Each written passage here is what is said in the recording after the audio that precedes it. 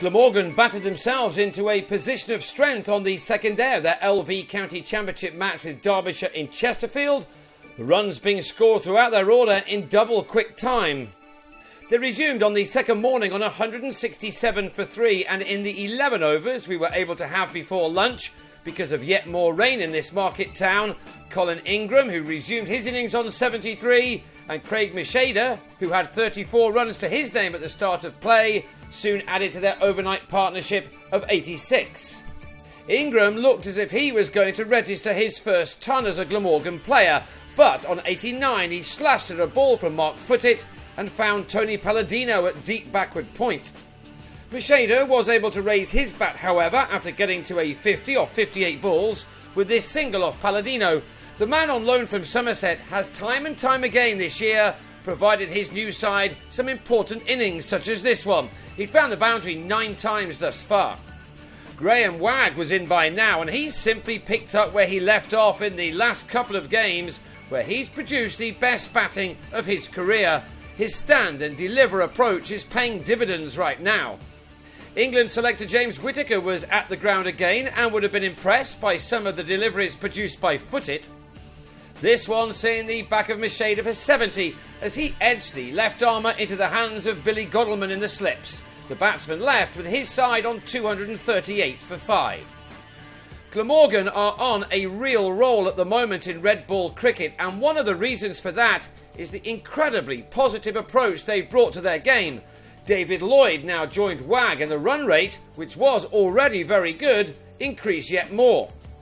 When spin was introduced in the form of Wes Durston, Lloyd clubbed him down the ground for a 6, while Wagg went one better in the bowler's next over and cleared the rope twice in 2 balls. His second taking the former Derbyshire all-rounder to another half-century of only 52 deliveries, he moving from 36 to his 50 in the space of just 3. The incredible double 100 Wagg struck against Surrey has understandably filled him with confidence. So he would have been disappointed to be bowled by Tom Taylor after making 62, adding 87 runs in just 14 overs with Lloyd. The good news for Glamorgan was that Mark Wallace, who retired hurt on the previous day, was able to bat, but after making 21, he edged Footit via his pad to Durston. Now on 349 for 7, the Welshman still pushed on, Lloyd with a thumping shot which ensured that he became the 4th man of the innings to record a 50, his occupying 57 balls, that being his 7th 4 to go with his earlier 6. It was only the second half century of the 23-year-old's career, and a very good one at that. He was, though, unable to better his career best of 59 when he lost his off-stump to Alex Hughes on 55.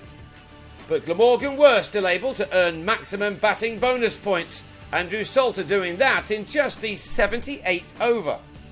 Glamorgan batted into the last session of the day, but after Salter was caught off Chesney Hughes to the 9th ball of the evening, the declaration came with the visitors racing to 410 for 9, the runs made at 5.15 per over. Derbyshire too initially made a speedy start to their reply through Godalman and Hamish Rutherford. Spin was introduced early, but it didn't really matter who bowled and what they did with the ball. Batting looked all too easy for this pair of left-handers, who knocked off 77 runs of the deficit in 22 overs. The most likely way the two were going to be parted was with a run-out. This moment was not a one-off. On this occasion, Derbyshire benefited from 4 overthrows. But when Rutherford set off after a Godalman block, the bowler Rory Smith reacted the quickest and sent the Kiwi on his way for 36. He was well short of his ground too. Smith then trapped Chesney Hughes in front in his next over to leave Derbyshire on 83 for 2, their first target here to get to a score of 261 to avoid being asked to follow on. The good news for Derbyshire was that they survived the final hour of the day, Wayne Madsen and Godalman batting carefully along the way. Although the home skipper was dropped in the slips by Jacques Rudolph late on, Madsen was on 17 at the time. He ended the day on 19, with Godalman needing one more for his 50.